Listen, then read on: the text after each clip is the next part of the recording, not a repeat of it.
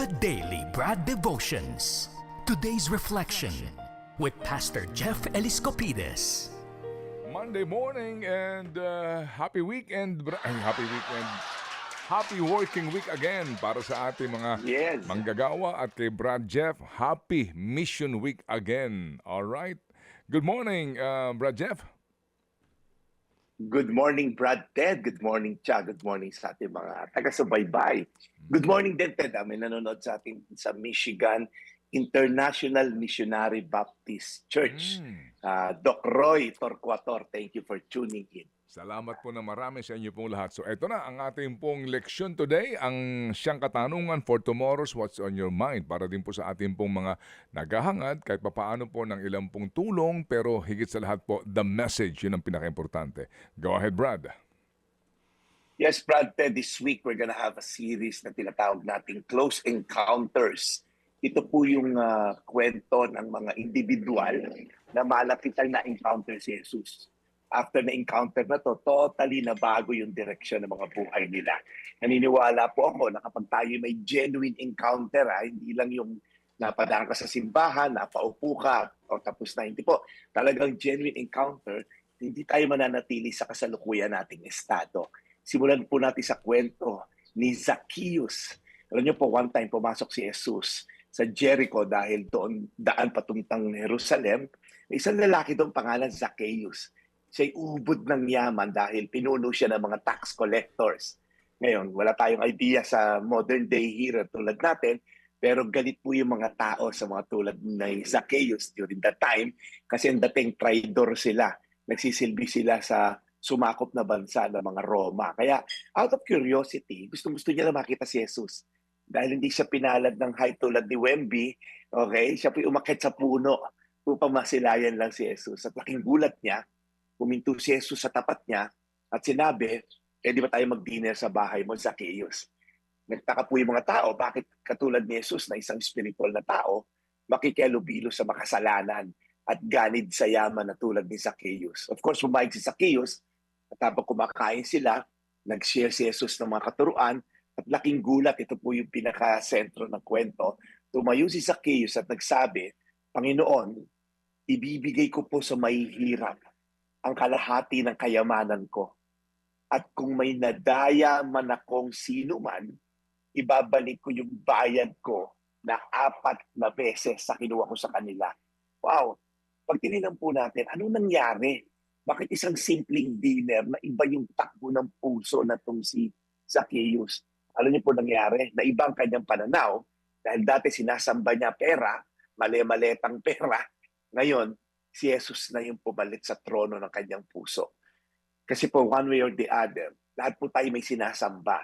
Career, pera, okay, maaaring yung addiction natin, ano man ang umuuko pa sa puso natin.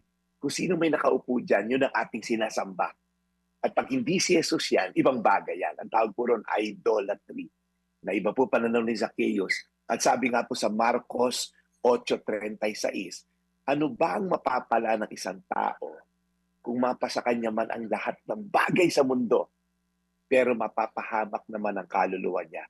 Sabi niya, what good for a man to gain the whole world kung papunta ka naman ng impyerno? Kaya po sa mga nakikinig ngayon, ako po ay araw-araw na lang na kumakatok sa inyong mga puso. Right? At ang joke nga namin ni Brad Ted, baka tulog pa kasi yung mga dapat makarinig, pero baka may gising naman. Kung kayo'y merong idolatry sa puso, meron dyan nakaupo na hindi dapat nakaupo dahil dapat si Jesus lamang yan. Tayo magsisi sa ating mga kasalanan at sambahin ang tunay na Diyos. Yan ay si Yesu Cristo. Kaya, again, gusto ko lang ma-encourage si Zacchaeus na iba ang pananaw sa pera, na iba ang pananaw sa kayamanan dahil nagkaroon siya ng Diyos sa kanyang puso. Ulitin ko, Marcos 8:36. Ano ba mapapala ng isang tao? Pumapasa kanya man ang lahat ng bagay sa mundo, pero mapapahamak naman ang kaluluwa niya. Tayo po'y manalangin, Panginoon. Alam mo po nga, tulad ni Zacchaeus, kami rin po ay may mga ganitong klaseng challenges. Minsan tingin namin pera ang solusyon sa lahat ng problema. Pero Lord, kung totoo to, sa dami, Lord, pera ng mga nagkabal ng yaman sa illegal na pamamaraan, sana wala na silang problema. Pero Lord, hindi pera ang solusyon sa aming mga problema, kundi ikaw. Kaya Lord, salamat sa mga katuruan na tulad na to na nagbibigay dinaw sa amin na kung kami, Lord, ay gumagawa ng illegal at immoral para magkapera, itigil na nila. Lumaba kami ng patas tulad ng karamihang mga uring manggawa na nakikinig sa amin ngayon. Tulungan mo kami mag-focus sa iyo lamang sa pangalan ni Jesus. Amen. Amen. Panginoon, muli po salamat na marami sa araw na ito sa pagbabalik po ng aming pong aral mula kay Brad Jeff. Lord, alagaan niyo po lagi si Brad sa kanyang ginagawang pagmimisyon sa aming programa at sa aming mga takapakinig na ito pong inaabangan araw-araw. Bless them sa buong linggong ito ng hamon po ng buhay. In Jesus' name we pray. Amen. Thank you, Brad, as we also pray for fortitude and the gift of contentment ngayon pong linggong ito ng paggawa. Ayan, at prayer din po na mawala ang mga sakit-sakit natin sa kasukasuan, Osteogard.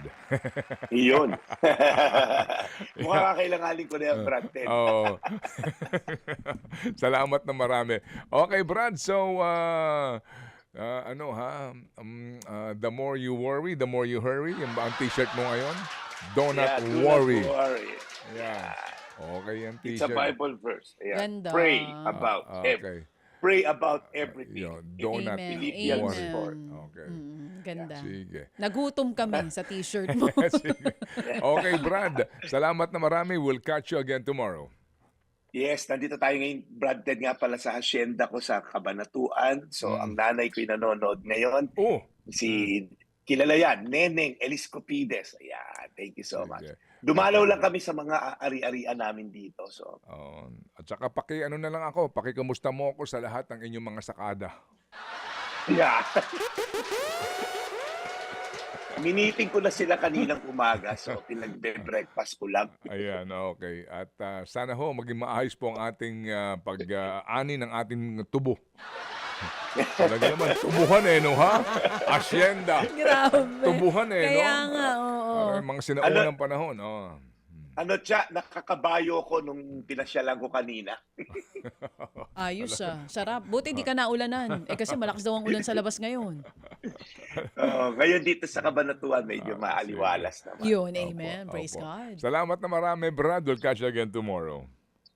Maraming salamat, Brad Teto, po yung Daily Brad, your daily dose of inspiration. And serving the people, Brad Jeff Eliscopides sa ating The Daily Brad. Mga kapatid, patuloy po kayong tumutok sa 105.9 True FM para sa totoong balita, impormasyon, music, and entertainment. Mag-subscribe sa aming YouTube channel at podcast at sundan nyo kami sa Facebook, Instagram, X at TikTok sa True Network PH. Bisitahin din po ang aming official website, truefm.ph. At panoorin din kami sa True TV Signal, Channel 19. Kami po ang 105.9 True FM. Laging true sa'yo, kapatid.